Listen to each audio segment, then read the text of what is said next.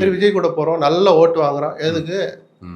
ஓபிஎஸ்க்கு 47 வயசு ஆகுது, அடுத்த 48 வயசு, இன்னொரு 52 வயசுல நான் ஆயிரம் பார் முதலமைச்சர் சவால் விடுறதுக்கு நக்கல் பண்ணல. இயல்பு பிராக்டிக்கலா யோசிச்சு பாருங்க. எடப்பாடி, ஸ்டாலின், ஓபிஎஸ் எல்லாருக்கும் ஆக்டிவான கடைசி தேர்தல் இது.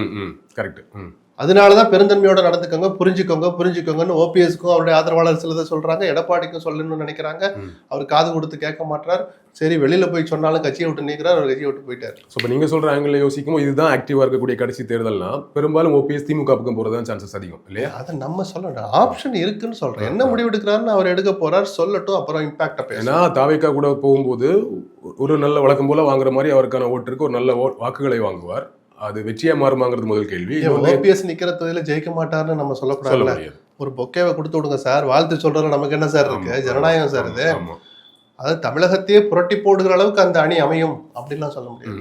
ஒரு கணிசமான கவனிக்க தகுந்ததா இருக்கும், ஒரு பேசு பொருளா இருக்கும் சில நாட்களுக்கு. பரவாயில்ல, ஓபிஎஸ் அங்கே போற இங்கே போற விஜய்கிட்ட போயிட்டாரே, செங்கோட்டை எழுத்துட்டாரா அப்படின்லாம் விவாதிக்கிறதுக்கு தான் பயன்படுவே தவிர அவருக்கு ஒரு என்ன சொல்றது, கௌரவத்தை காப்பாற்றுகிற ஒரு முடிவா அது இருக்கும்.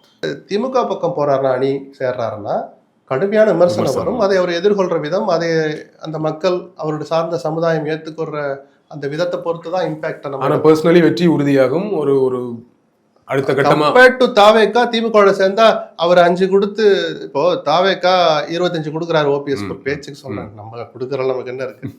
25 கொடுத்து 25ல வாக்கு சதவீதத்தை குவித்து காட்டுறதுக்கும், சீட்டு வருமா வராதா, இல்லை ஓபிஎஸ் 1-2 பேர் ஜெயிப்பாங்கன்னு, வைத்தியலிங்கம் எல்லாம் ஜெயிப்பாங்கன்னு சொல்றதுக்கும், திமுக ஒரு ஓபிஎஸ்க்கு ஒரு 5 கொடுத்து 4 ஜெயிக்கலாங்கிறதுக்கு வித்தியாசம் இருக்குல்ல. அது அவருடைய மனநிலை, அந்த நேரத்து சூழ்நிலை தான் முடிவு செய்யும்.